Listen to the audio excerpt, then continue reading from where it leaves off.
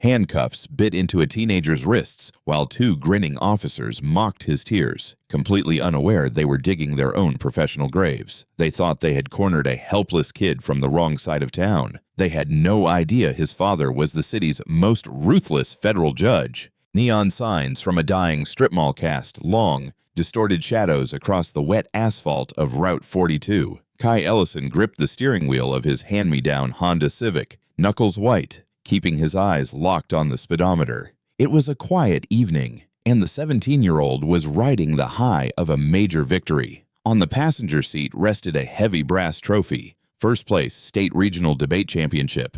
Kai was exhausted, wearing a thrift store suit that was slightly too broad in the shoulders, but he couldn't stop smiling. He was nearly home, mentally rehearsing how he would tell his father about the final round. Red and blue lights suddenly exploded in his rear-view mirror, fracturing the quiet darkness. Kai's heart dropped into his stomach. The smile vanished. He immediately eased off the accelerator, flicked on his turn signal, and pulled smoothly onto the gravel shoulder. He shifted the car into park, turned off the engine, rolled down his window, and placed both hands flat on the top of the steering wheel at 10 and 2. It was a drill his father had rehearsed with him countless times. No sudden movements. Speak clearly. Survive the encounter. Two car doors slammed shut behind him. Heavy boots crunched against the gravel. Officer Rex Harlan approached the driver's side, his hand resting casually on the butt of his service weapon. Harlan was a longtime veteran of the Oak Creek Police Department, a man whose thick neck and permanent scowl were well known in the city's poorer districts. Approaching the passenger side was Officer Colt Brennan, a rookie barely out of the academy, eager to please and easily molded by his senior partner's aggressive tactics. Harlan shone a blinding maglite directly into Kai's eyes. "License, registration, and proof of insurance," Harlan barked, his voice dripping with unwarranted hostility. "Yes, officer," Kai said softly, squinting against the harsh glare. "My wallet is in my right back pocket. My registration is in the glove compartment. May I reach for them?" Harlan scoffed, exchanging a look with Brennan over the roof of the car. "Listen to this one, Colt. Sounds like a textbook." "Go ahead, boy. Nice and slow. Don't try anything stupid." Kai carefully retrieved his documents and handed them out the window. Harlan snatched them, glancing at the name and the address. The address was in an affluent, gated community across town, a detail that seemed to instantly irritate the veteran officer. "Kai Ellison," Harlan read aloud, mispronouncing the first name intentionally. "You're a long way from home, Kai. Whose car is this? Because a kid like you sure doesn't live in Whispering Pines." "It's my car, sir. It's registered in my name. I'm coming back from a debate tournament at the university." "Debate tournament?" Harlan sneered. He leaned closer, invading Kai's space, smelling of stale cigarette smoke and cheap peppermint gum. "You look nervous, kid. You got anything in this vehicle I need to know about? Weapons, drugs?" "No, officer, absolutely not." "Step out of the vehicle." Kai froze. "Officer, was I speeding? Why am I being asked to step out?" "I said step out of the vehicle," Harlan shouted, violently yanking the driver's side door open. "Are you resisting, boy? Because I will pull you out by your cheap collar."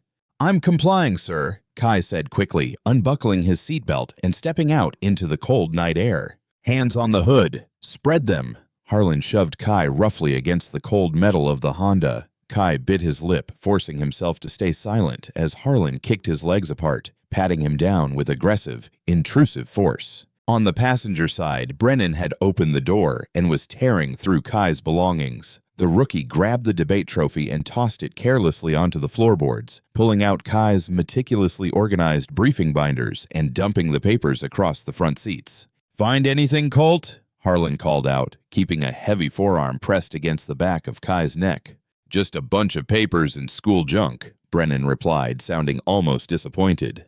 "Pop the trunk," Harlan ordered. He yanked Kai backward by the shoulder and spun him around. "Sit on the curb. Do not move." Kai sat on the wet concrete, shivering in his thin suit jacket, watching helplessly as the two officers dismantled the interior of his car. They ripped the lining out of the trunk, tossed his spare tire onto the gravel, and dumped his backpack upside down. Textbooks, pens, and highlighters scattered into the muddy puddles by the roadside. "This is completely illegal," Kai murmured, unable to hold back the protest any longer. You have no probable cause to search my vehicle."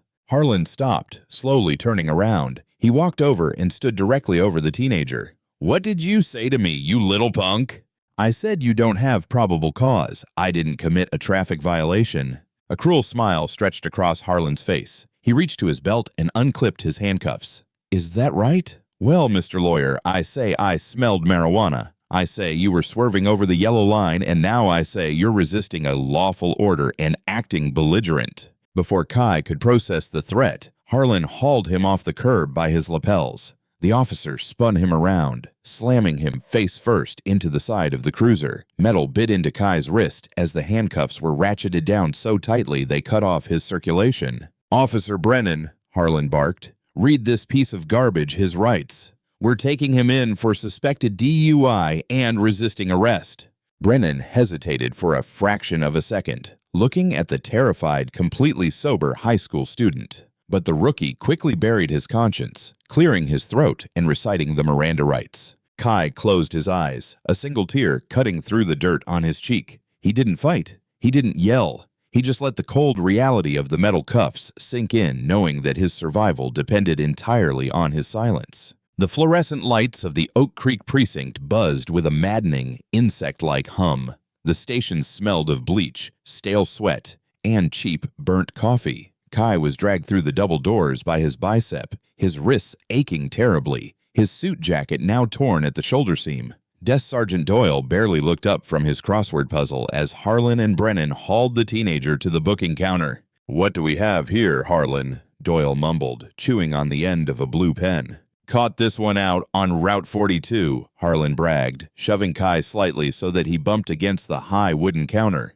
"Erratic driving. Smelled like a brewery, though I couldn't find the bottles. Got mouthy, resisted arrest. Standard trash." Kay stared straight ahead, his jaw clenched so tight his teeth ached. He knew the playbook. Any display of anger, any attempt to defend his honor right now would only result in additional charges or a beating in the holding cells where the cameras conveniently malfunctioned. "Empty your pockets, kid," Brennan instructed, unlocking the cuffs. Kai rubbed his raw, red wrists and silently complied. He placed his wallet, his car keys, and a pack of spearmint gum on the counter. Harlan snatched the wallet, flipping it open and pulling out Kai's driver's license. "Still trying to figure out how a kid like you affords a zip code like this," Harlan taunted, waving the ID in Kai's face. "Your mom scrubbing toilets for some rich folks over in Whispering Pines. Is that how you got the address?" "My mother passed away from cancer 5 years ago," Kai said, his voice terrifyingly flat and devoid of emotion.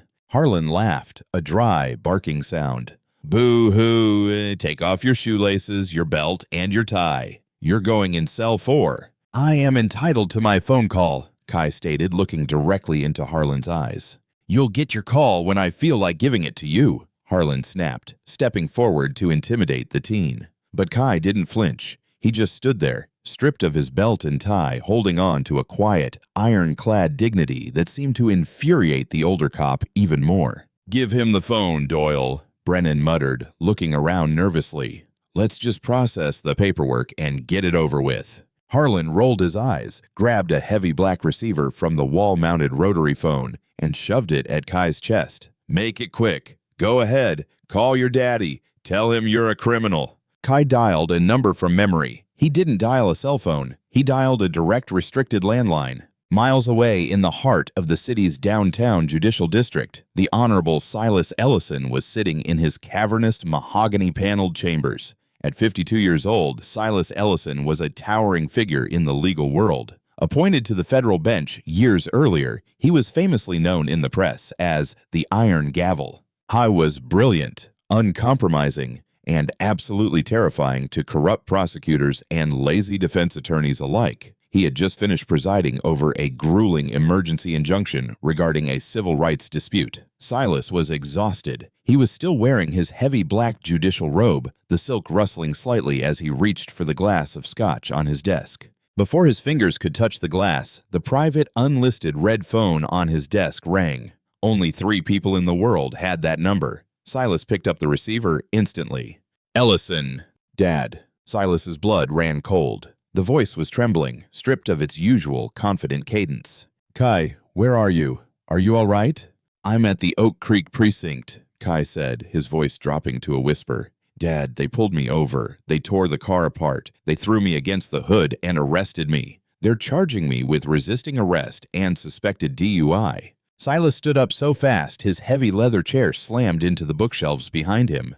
Did they hurt you? I'm okay. My wrists are cut up from the cuffs. They threw my debate trophy in the mud.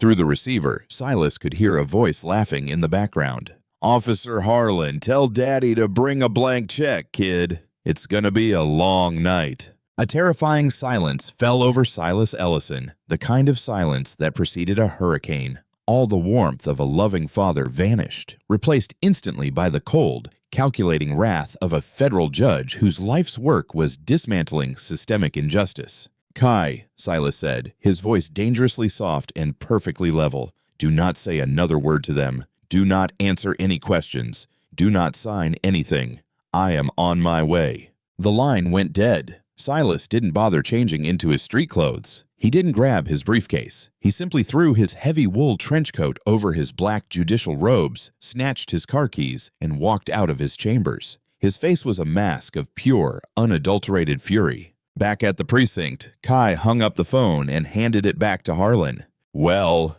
Harlan sneered, leaning against the booking counter with a smug grin. Is Daddy coming to bail his little thug out, or was he too drunk to answer? Kai looked at the two officers, a strange, quiet calm settling over him. The fear was gone. He's on his way, Kai said quietly, walking himself over to the holding cell and sitting down on the metal bench. And you should probably call your union representative. Harlan and Brennan burst into laughter, high-fiving each other as they walked toward the break room for more coffee. They thought it was the funniest thing they had heard all night. They had absolutely no idea that the ticking clock on their careers had just reached its final hour. Tires of a heavy black Lincoln Town car squealed violently against the pavement, jumping the curb and parking diagonally across 3 designated police spots directly in front of the Oak Creek precinct. Silas Ellison shoved the heavy car door open before the engine had even fully stopped humming. The freezing night wind whipped the unbuttoned edges of his wool trench coat, revealing the heavy black silk of his judicial robe underneath. He did not walk. He marched. His strides were long, purposeful, and practically vibrating with an icy, controlled rage that had commanded courtrooms for years. Inside the precinct, Desk Sergeant Doyle was still lazily filling in the crossword puzzle. The heavy double doors of the entrance did not just open. They flew violently apart, slamming against the plaster walls with a concussive boom that made Doyle flinch and drop his blue pen. Silas stood in the doorway. The harsh fluorescent lighting cast severe, uncompromising shadows across his sharp jawline and piercing dark eyes. He took 3 deliberate steps into the room, unfastening his trench coat and shrugging it off his shoulders. He draped it effortlessly over the nearest wooden bench. Now he stood entirely in his federal judge's robe, the dark fabric hanging with the gravity of the law itself. Doyle stood up, suddenly highly aware of his untucked uniform shirt. "Excuse me, sir. You can't just barge in." "My name is Silas Ellison," the judge interrupted, his voice a low, rumbling baritone that echoed off the linoleum floors. It wasn't a shout. It was a command that demanded absolute silence. "I am a sitting judge on the United States District Court. You are currently holding my son, Kai Ellison. You have precisely 60 seconds to bring him to this counter, or I will have the FBI kick down these doors and arrest every single officer in this building for kidnapping and civil rights violations." Doyle's mouth opened and closed like a fish suffocating on dry land. The color drained completely from his face. He looked at the black robe, then at the man's furious eyes, and a terrifying realization hit him like a freight train. "Judge Silas Ellison," the iron gavel.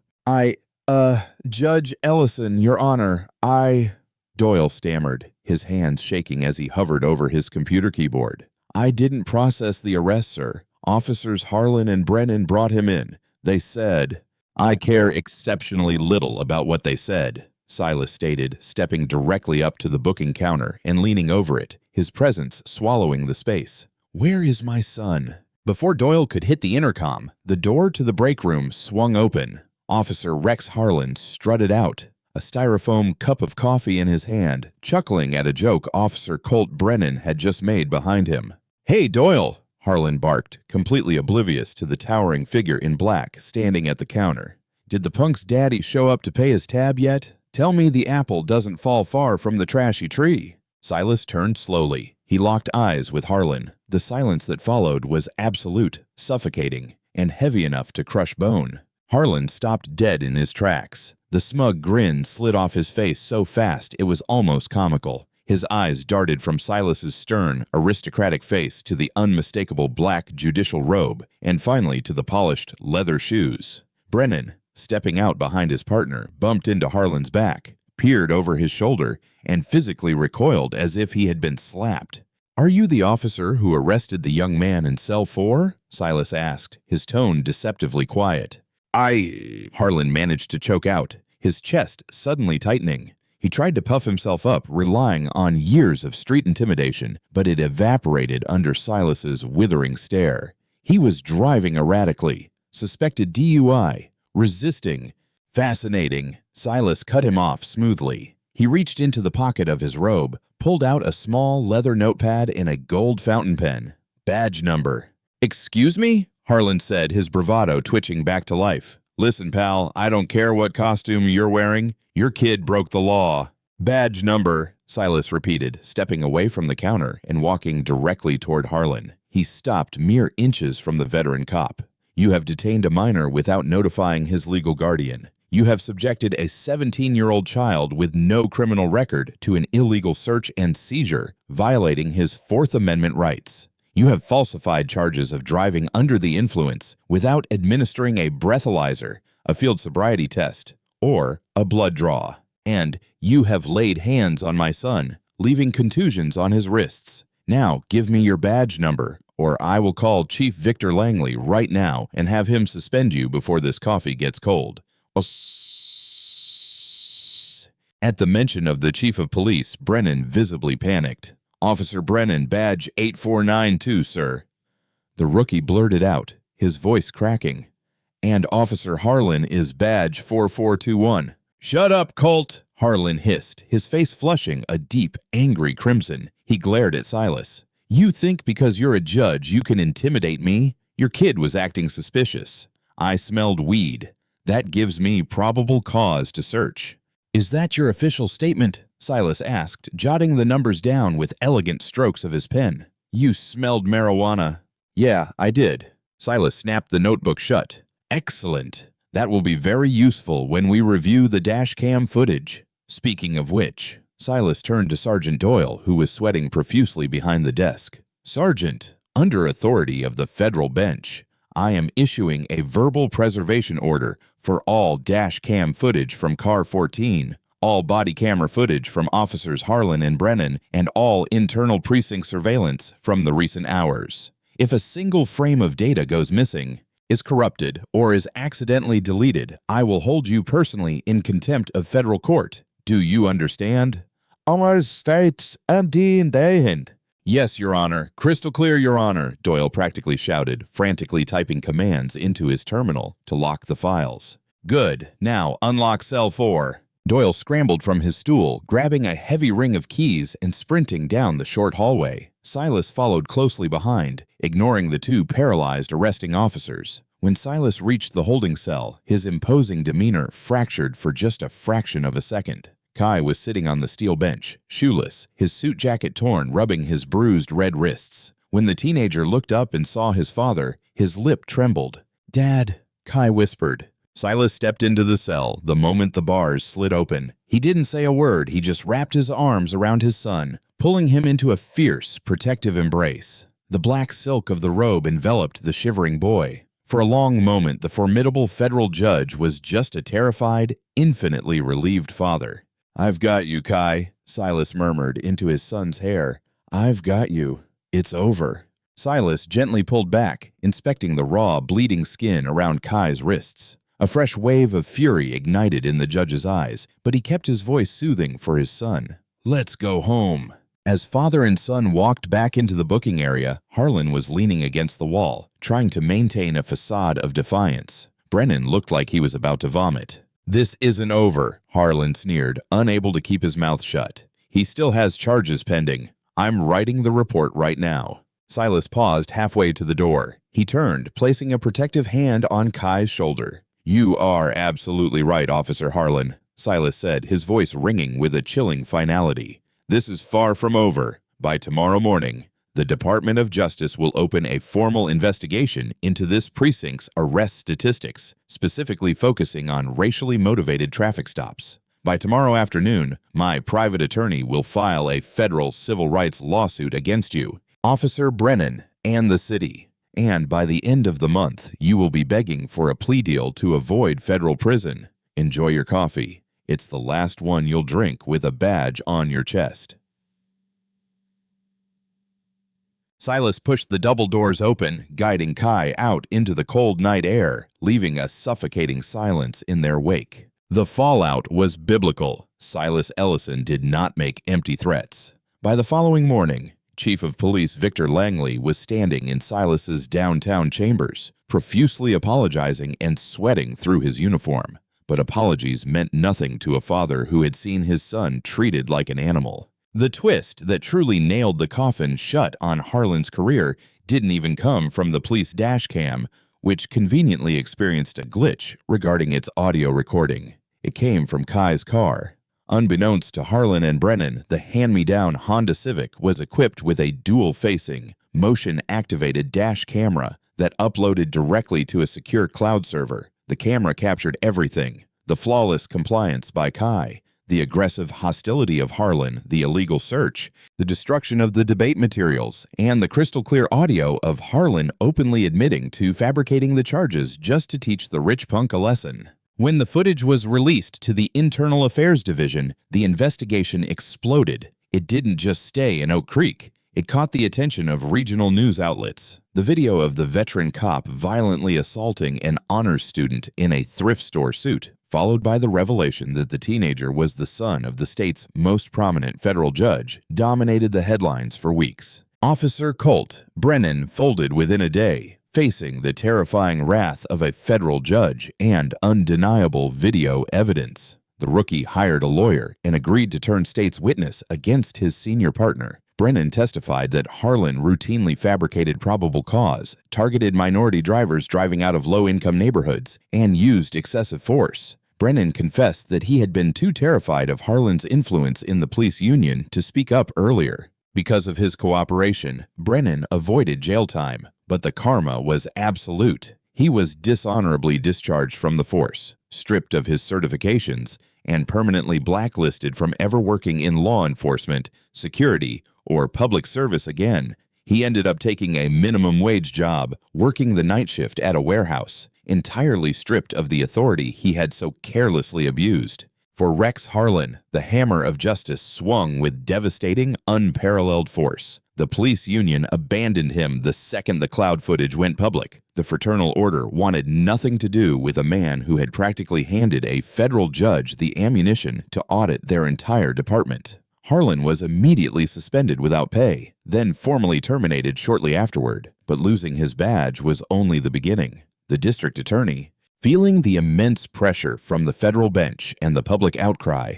brought the absolute maximum charges against the disgraced officer. Harlan was indicted for official misconduct, aggravated assault, filing a false police report, and deprivation of civil rights under color of law. During the trial, Harlan sat at the defense table, a shrunken, bitter man. He wore a cheap gray suit, ironically similar to the one Kai had worn on the night of the arrest. When it was time for victim impact statements, Silas did not speak. He sat in the front row of the gallery, his face an impenetrable mask, watching as his son took the stand. Kai Ellison, holding the confidence of a state regional debate champion, looked directly at the man who had terrified him in the dark. "You didn't see me that night," Kai told the silent courtroom, his voice steady and echoing clearly off the wood-paneled walls. "You saw a stereotype. You saw someone you thought had no voice, no power, and no recourse. You thought you could strip me of my dignity in the dirt on the side of Route 42, but my dignity doesn't come from your permission,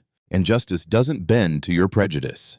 The jury deliberated briefly, guilty on all counts. The presiding judge sentenced Rex Harlan to 8 years in a federal penitentiary. As the bailiff stepped forward to place the handcuffs on Harlan's wrists, the metal clicking sharply in the quiet courtroom, Harlan finally looked back at the gallery. He looked at Silas Ellison. Silas didn't smile. He didn't gloat. He simply gave a single, slow nod, watching as the man who had humiliated his son was led away in chains, his life in ruins. Karma had not just knocked on Harlan's door. It had kicked it off the hinges. Months later, the Oak Creek precinct underwent a massive, federally mandated overhaul. Chief Langley took early retirement, and a stringent new protocol was instituted regarding traffic stops, complete with mandatory, unalterable body camera policies. Life for the Ellison family slowly returned to normal, but the bond between father and son had forged into something unbreakable. On a warm evening, a full year after the incident, Kai walked across the stage of his high school auditorium, graduating with honors.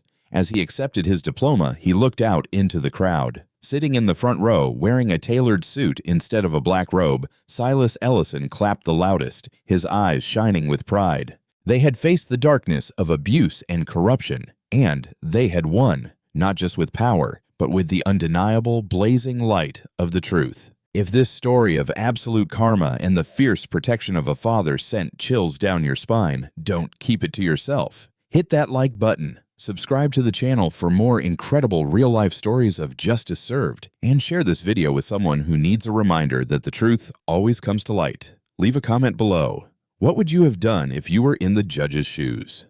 Hi, my name is Board Justice, the owner and manager of Board Justice. After watching the video, 2 cops humiliated a black teen. Then his father walked in wearing a judge's robe. I'd really like to know what you think. How did this story make you feel? For me, the strongest feeling was relief that respect and accountability eventually found their way into the situation. What stayed with me most wasn't the surprise of who Kai's father was, but the reminder that every young person deserves to be treated with fairness, patience, and dignity from the very first moment, regardless of assumptions. I'm curious which part had the biggest impact on you. Was it the traffic stop, the moment Judge Ellison walked into the station, or the way the truth finally came to light? And if you had witnessed that encounter, what do you think the officers should have done differently from the start? One lesson I took from this story is that slowing down before making assumptions can completely change the outcome of an interaction. In everyday life, showing respect first often prevents problems that are difficult to undo later. If this story gave you something to think about, I'd really enjoy reading your thoughts in the comments. And if you enjoy stories about justice, accountability, and treating people fairly,